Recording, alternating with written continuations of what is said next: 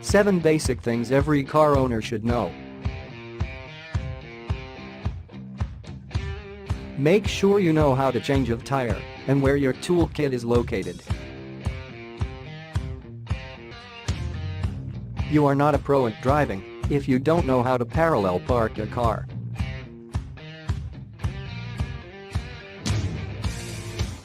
You should know your vehicle identification number, VIN. It is a 17-digit number that identifies your car's manufacture date, place, model, etc.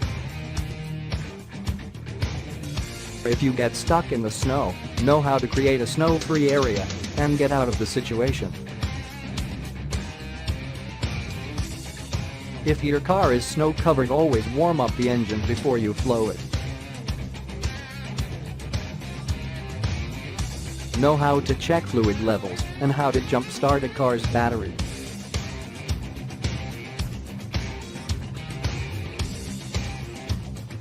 Thank you. For more, www.carlearner.com